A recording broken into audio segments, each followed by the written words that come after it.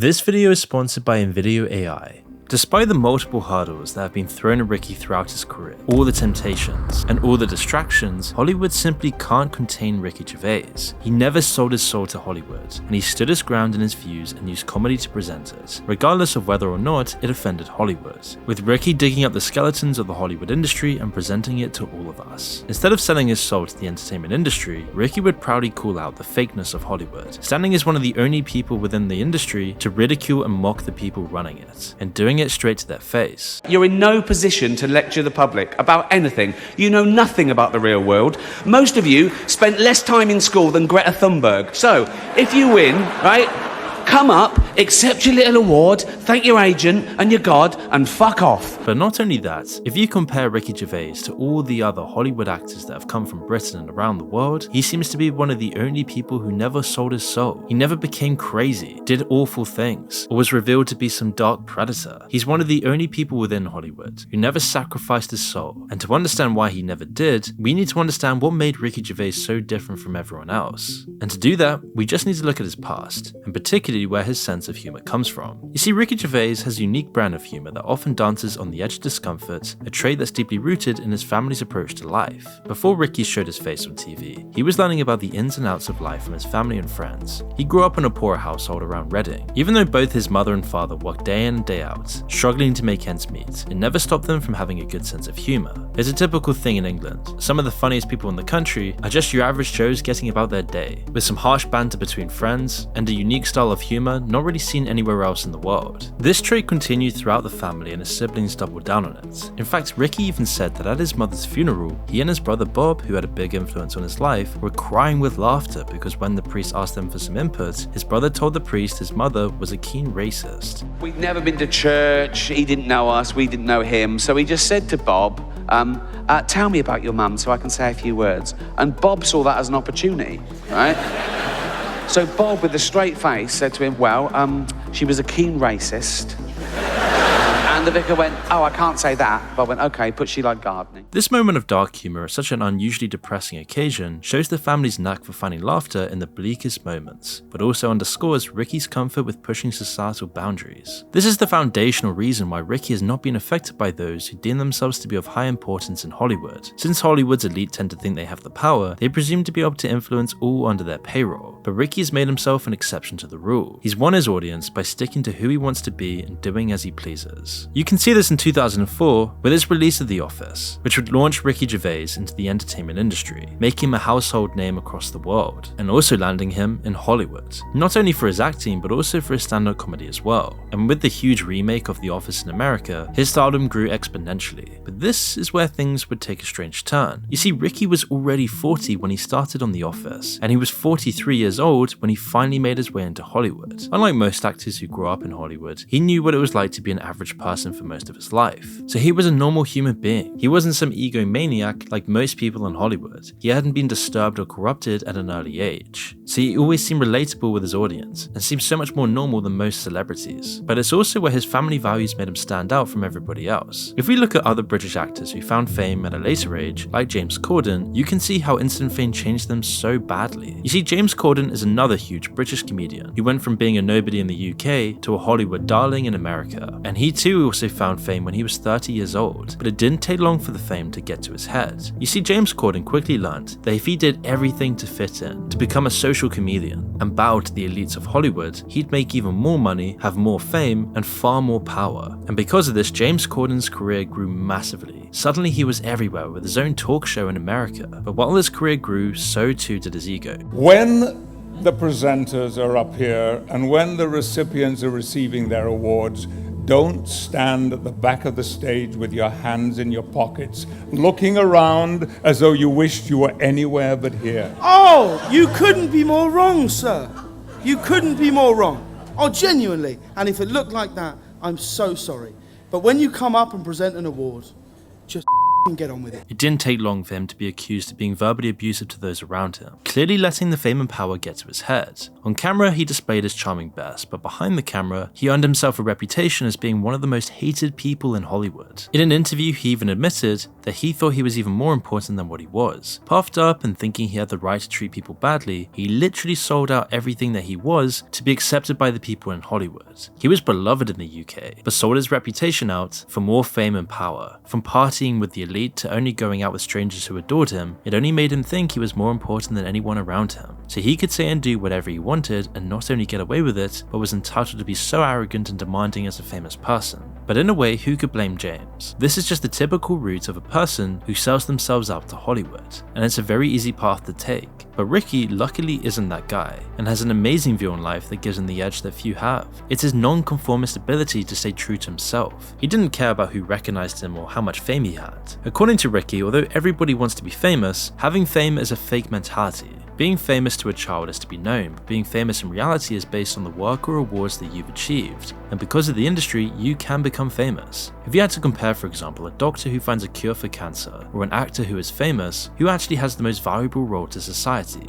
It's this type of viewpoint that has kept him grounded and true in reality. His goal in life is just to have as much fun as possible from when he wakes up to when he goes to bed. His comedic personality and charming wit has the capacity to achieve this. Making people laugh is his drug, his motivation, and it doesn't really just seem to be for money or fame. And even though he plays it up with egotistical, exaggerated statements, it's more just to take the piss out of celebrities as a whole. Whereas with James Corden, he had to make a facade for the camera, while he wasn't that person in the background. So when it was revealed who he really was, it ruined his reputation. However, the problem with Hollywood is that it's less forgiving once you've ruined your reputation. And soon as everybody started releasing reports about James Corden behind the scenes, and he went viral online for being so hated, it's almost completely destroyed his career. But before we get into that, I want to say that making videos like this takes a bunch of work behind the scenes. All the scripting, researching, idea generation, titles, thumbnails, and all of the editing throughout the week. But this is where InVideo is there to help. You see, InVideo AI is the world's most used AI video creator with over 10 million users across 150 plus countries. It's the only AI video creator out of the 20 plus tools that I've tried that puts you in the driver's seat and works as your personal sidekick to help you with the painstaking tasks of scripting, editing, and finding relevant footage so that you can bring your ideas to life using simple text prompts. All you have to do is start with a simple text prompt and it creates the first rough draft for you. Alright folks, let's dive into the hilarious and often outrageous career of Ricky Gervais. And if you don't like this first variation, you can click on the regenerate option at the bottom at the left hand side and generate a new variation. From there, you can become creative and fine tune your video using just text prompts in a way that you've never imagined. Want to change the intro? Done. Want to find better footage for a scene? Done. Wanted to translate your video to Spanish? Done. And the best part is that you can clone your voice and it makes it narrate the video in your voice in any language. Yes, you can literally clone your own voice. Alright folks, let's dive into the hilarious and often outrageous career of Ricky Gervais. In the end, this will save you literally hundreds of dollars every month, as it does the job of more than 10 tools packed into one and costs only $20 per month to start with. You can try InVideo AI for free, but if you're serious about video creation, you should get the paid plan that starts at just $20 a month, and it completely removes the watermark. This is really important if you want to be professional and make the video your own without any watermark, with the paid plan also giving you access to voice cloning and high quality stock footage. So just go to the link in the description and use my code MOON50 to get twice the number of video generation credits in your first month.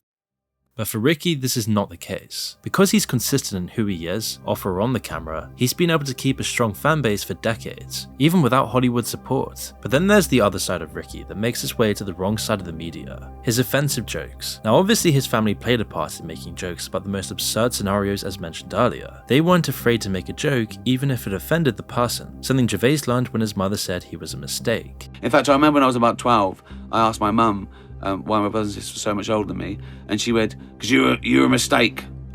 Just told me, I just laughed. You laughed and then like a year later you're like, oh actually. I actually thought they were all mistakes. He's always enjoyed awkward jokes in social settings that are uncomfortable. That's what made his humor do so well in The Office, as David Brent, which has led his comedy career to be defined by pushing boundaries and challenging societal norms. He knows he's going to offend somebody, and it's something that he's actually proud of. By being willing to say the things that would usually get Hollywood actors cancelled, this is where he connects with his audience and the public. Hollywood often aims for non-controversial political correctness charm to maximize commercial success and appeal broadly. I tried my very best to live a life of my own making, and I wouldn't have been able to do this without employing a woman's right to choose.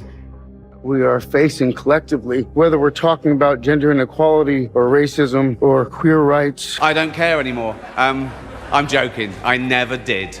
And as we all know, this has failed catastrophically and made people all around the world hate companies like Disney for doing exactly this. This is also the same trap that James Corden fell down. However, because Ricky understands his audience and is willing to push the limits and speak the truth no matter how ugly, his stand-up comedy career has seen success like no other. In 2023, Ricky Gervais broke the world record for the highest grossing single comedy gig of all time at the Hollywood Bowl. He did this by openly talking about the less comfortable truths and bad sides of society, often highlighting the contradictions and absurdities within celebrity culture itself. Hollywood actors are often so scared to say what they really believe because they'll get cancelled. Instead, they just do horrible things and try to mask it with a fake friendliness. But as they keep repressing the dark side of their personalities, it paints a really ugly picture on their character. Or they end up doing something cringe like the Imagine video, where all these celebrities will come forward in support of a cause they don't really care about, or make a political statement they don't actually believe in, but do it because all their Hollywood peers are doing it too. And because of this, they develop an arrogance thinking that this is what their audience wants to see, but in almost all cases, it's universally hated by everyone.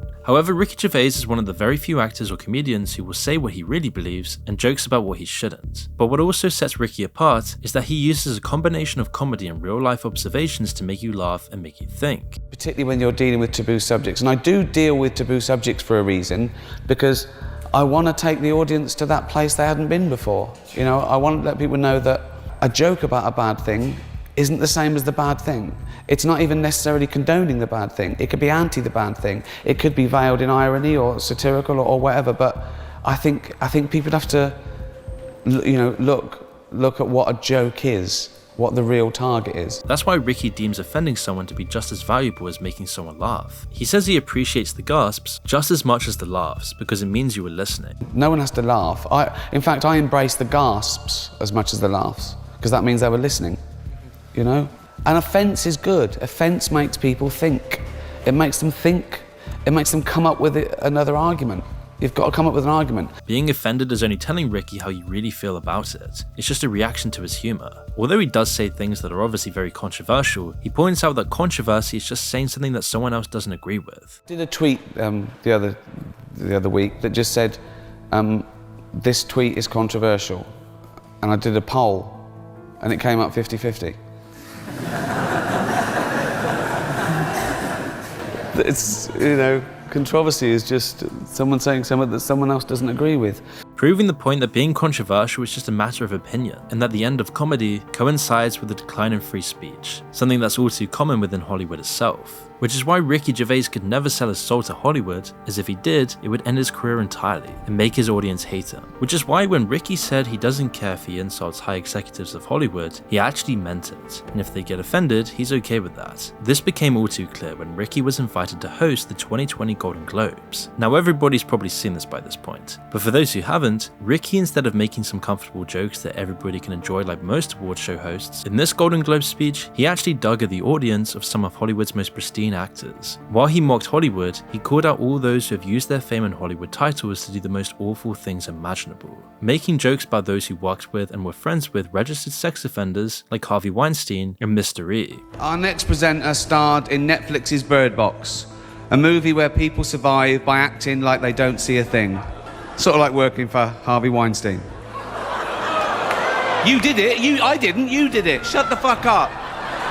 Please welcome Sandra Bullock. He called out how everything needs to have a race agenda slapped onto it. He'd even make a point about how fake all the actors are when they go on stage pretending to care about the world and make political statements. If you do win an award tonight, don't use it as a platform to make a political speech, right? You're in no position to lecture the public about anything. You know nothing about the real world. Most of you spent less time in school than Greta Thunberg.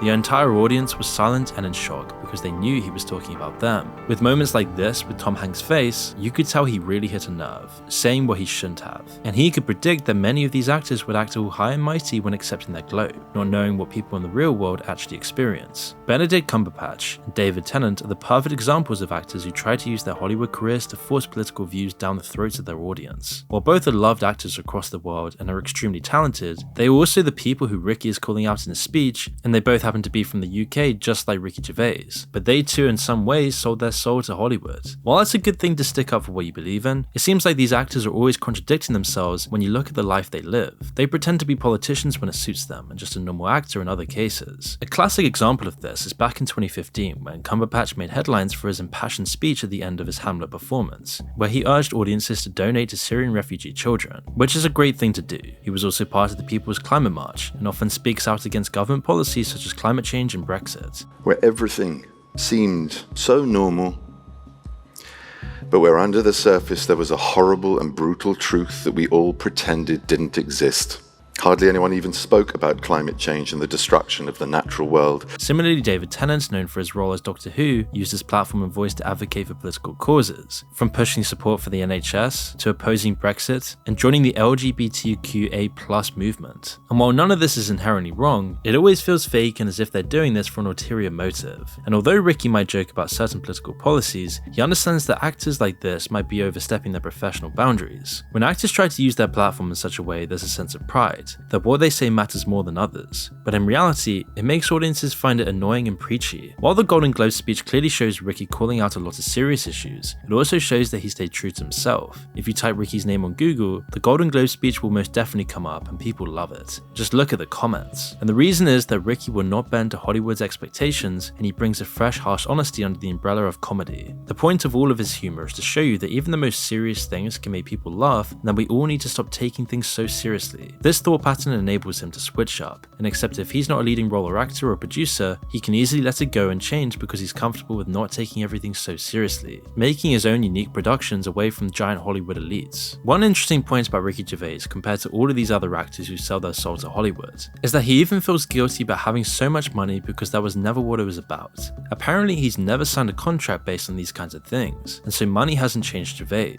Now of course, let's not be dumb, it's benefited his life in many ways, and having money is extremely important. He lives in a really nice part of London with a huge house, but still his core does remain the same. He goes for simple walks around Hampstead Heath, treats the public normally, and seems to just enjoy the simpler things, not splashing out in a giant Lambo, as he just wants to live like a normal person. Often actors who sell themselves out to Hollywood have dramatic changes in looks or personality. They can change from just regular people to having so much insecurity and pressures within Hollywood that they change their entire personality and even face. Take Simon Cowell for example. Cowell joined the Hollywood crew not too long after he signed as Westlife's music producer along with other successful acts in the 1980s and 1990s. His music career then morphed into becoming a mainstream celebrity in the early 2000s, where he created his own huge reality TV shows like X Factor, America's Got Talent, and Britain's Got Talent. This gave Cowell a lot of money and power. He had everything on his side. The only thing he didn't have was inner peace. As with many Hollywood celebrities, to get over his insecurities and fears of aging, he went for a final resort of plastic surgery, as almost everyone in Hollywood does these days, as the entire industry is propped up by a superficial value system that prioritizes artificial beauty over individual uniqueness, showing how shallow the people in Hollywood really are. For Cowell, the change was sadly dramatic, and his attempt to keep looking younger ruined his natural good looks. Today, his natural facial features look all distorted. As many people point out online, he does look unnatural, and this is the kind of influence that Hollywood has, something that Ricky is really not interested in, and something that he even joked about leading up to the 2012 Golden Globes as he prepared to host it. If anything, one can easily imagine that Ricky would make fun of such actions. Hollywood has a very powerful effect on actors, and it comes with a bunch of deception and influence. We've spoken a bunch on this channel about the evil acts committed behind the scenes in this industry, from people like Dan Schneider, the horrors that happened to Drake Bell, and all the other people that are victims of the industry. But even in lesser cases, it's very normal for actors to sell out with dramatic changes in looks or personality if it means they get the next big role. They can change from their humble self to someone that's completely the opposite of who they once were, sucked into a life of hedonism and greed. Knowing this, if Hollywood turned its back on Ricky, it seems like at this point, he would just move on with his life to something else where he can be creative. Which is why in his final Golden Globes speech in 2020, he let it all out, as he didn't really care anymore about the repercussions. And despite all of his fight against Hollywood, this all made him even more popular than ever. Because he never fell for Hollywood's lures, as his values held strong, audiences around the world loved him even more. And so ironically, by not selling his soul to Hollywood, he's become even more valuable to Hollywood.